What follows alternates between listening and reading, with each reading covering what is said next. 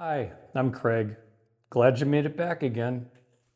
I was thinking about something that comes up a lot in retirement, and I think you've probably faced it too. As we get older, there are things we start wondering about handing off: yard work, home repairs, maybe even the grocery run. And the question most of us ask is, can I still do this myself? Well, yeah, you can. But should you? Can I do something is actually the wrong question. The one I wish I'd have started asking myself a lot sooner is, should I be doing this? Because those two sound like almost the same question, but they'll take you to very different places. Most of us grew up doing everything ourselves. And that's just what you did, and I know that's what I did. You mowed your own lawn, you fixed your own stuff around the house, you handled your finance, and for a long time, that made sense. But here's the deal: retirement changes the question. I was laying mulch one spring day a few years back, and the light came on. I'm going back and forth to the garden center buying mulch because I couldn't buy more than a yard at a time to throw in my little baby truck that I've got. So I'd come home, I'd wheel it around the yard and spread it like I'm still a healthy young guy. It took me a day in my 20s, or maybe a day and a half in my 40s. If you'll excuse the expression, it left me feeling like a beaten hunchback. In my 60s, that is not what I was supposed to be doing. A week of ice packs, probably longer, ibuprofen by the handful, all because I didn't want to spend money to have a professional do the work. Yeah, I was cheap. I was cheap. I'm not saying you are, I'm just saying me. Anyway, now your time is different. Your energy is different.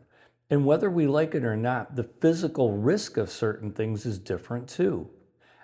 I know you figured it out. I know this isn't news, but we need to say this out loud. You may not want to face it, but that's where I'm at. And the question is, am I capable of doing this? And it switches to, is this really the best use of my time, my energy, and my safety? Those are very different questions. Don't let pride and ego answer that question for you. Let your brain and your body make the decisions. However, pride and ego do have an upside. And I mean this kiddingly. You could potentially meet lots of new friends in the emergency room, expand your Christmas card list, could give you an opportunity to see how fast the ambulance can get to your house. Frozen vegetables make wonderful ice packs, and I bet you could find other improvements from that. There are some things that are candidates for outsourcing, and let's talk about them now. The first one is home maintenance. Lawn care, snow removal, cleaning out the gutters. Could I do those? Probably, but honestly, I'm not thrilled about the idea. But here's where it really comes down. Does it carry a physical risk? Because one bad slip on the ice, one ladder going the wrong place can change everything, and not in a good way. Sometimes outsourcing isn't about being lazy or spending money you don't need to spend.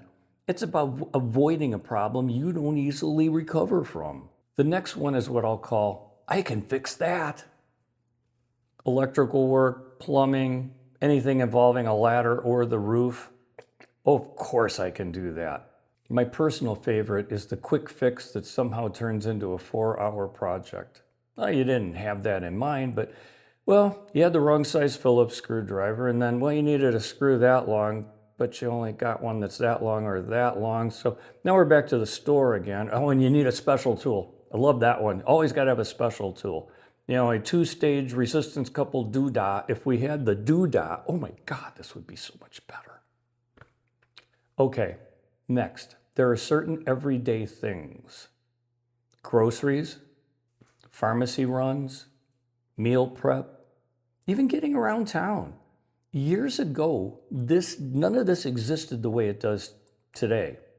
You can have groceries delivered, you can have medication delivered, you can have meals delivered, You can have somebody come to your house and pick your butt up and take it someplace else and bring it back again.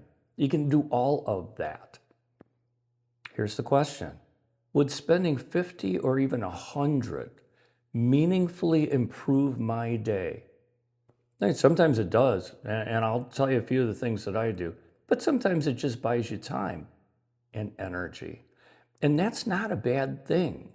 Here's the deal. It causes stress. It sits in the back of your mind. Even though you did it, well, did I do it right? Do I do this? Do I do that? Does it take time away from the things you'd rather be doing?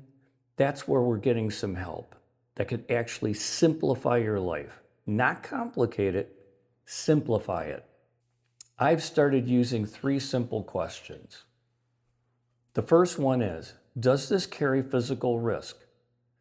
Like climbing a ladder, scaling your roof? I would have to answer yes to both of those. Is it a drain or is it more energy than it's worth? Would paying someone else meaningfully improve my day? If the answer is yes, maybe it's time to outsource that, at least for now. Doesn't mean you have to do it forever. How about try it once and see? See if the person that you bring in, you like them.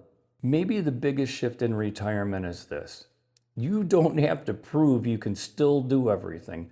You don't have to be a carpenter, a plumber, an electrician, a roofer.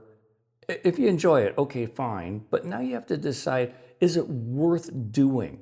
Is that a good spend of your time and your energy? Does it move the needle on the life you actually want? What good is saving a few bucks if you spend the rest of the day recovering from it?